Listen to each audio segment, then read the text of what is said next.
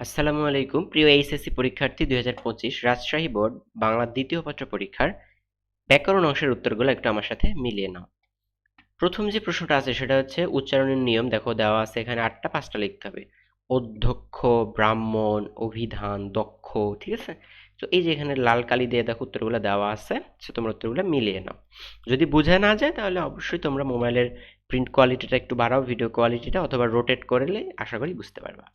2 নাম্বারটা হচ্ছে বানান, শুদ্ধ বানান। দুরাবস্থা, সান্ত্বনা, মুমূর্ষ, বাল্মীকি, সমীচীন। ওকে, সো এটাও আমি আর পড়ছি না, দেখো এখানে রেড কালার করে উত্তরগুলো দেওয়া আছে। 3 নাম্বারটা হচ্ছে নিম্নলিখিত অনুচ্ছেদ থেকে 5টি বিশেষণ পদ লিখতে হবে, অর্থাৎ একটা অনুচ্ছেদ দেওয়া আছে, এখান থেকে বিশেষণ পদ লিখতে হবে। যেমন দেখো ঘুমন্ত, এটা একটা বিশেষণ পদ। এরপর কত আছে, গরম, আড়াই, অবুঝ, লাল, লাল লাল, তারপরে প্রস্ফুটিত এবং ঝকঝকে।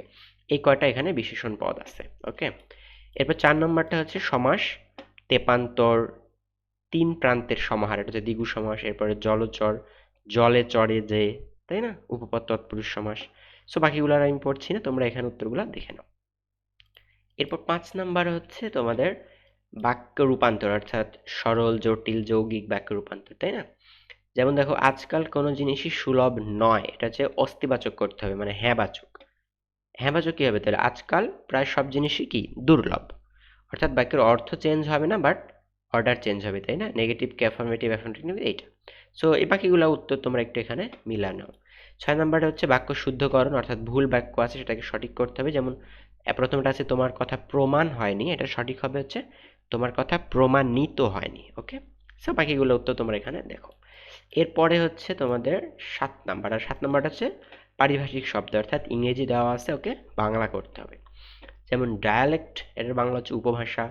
এজেন্ডা, এটার বাংলা হচ্ছে আলোচ্যসূচি। ব্যাংকরাপ্ট, এটা হচ্ছে দেউলিয়া। এডিটর হচ্ছে সম্পাদক, তাই না। এভাবে বাকিগুলো আছে, তোমরা একটু উত্তরগুলো এখানে দেখে নাও। তো মোটামুটি গ্রামার অংশ এটাই ছিল। এরপরে যেগুলো রিটেন পার্ট, এগুলো তোমরা অনেক ভালো পরীক্ষা দিয়েছো আশা করি।